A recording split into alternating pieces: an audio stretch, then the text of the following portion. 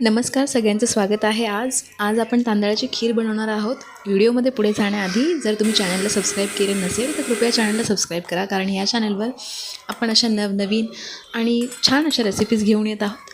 तर आता इथे आपण तांदळाची बारीक पेस्ट बनवलेली आहे आणि पाण्यामध्ये आपण ते तांदूळ थोडेसे शिजवून घेणार आहेत. तांदळाची जी काय आपण पेस्ट बनवली होती, तांदूळ थोडे शिजले की मग आपण याच्यामध्ये दूध टाकणार आहोत.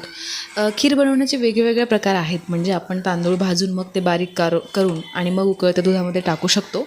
पण इथे थोडीशी वेगळी पद्धत आहे. आपण पाण्यामध्ये तांदळाची जी पेस्ट होती ती शिजवून घेतलेली आहे आणि मग त्याच्यामध्ये आपण दूध ॲड केलेलं आहे.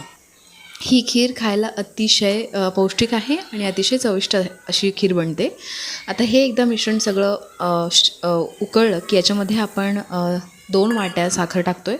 आता हे अंदाजाप्रमाणे जेवढं तुम्हाला गोड हवं असेल, चालत असेल तेवढं तुम्ही टाकू शकता. अर्धा चमचा आपण इथे वेलची पूड टाकलेली आहे आणि जेवढे ड्रायफ्रूट्स तुमच्याकडे आहेत, मी तर म्हणेन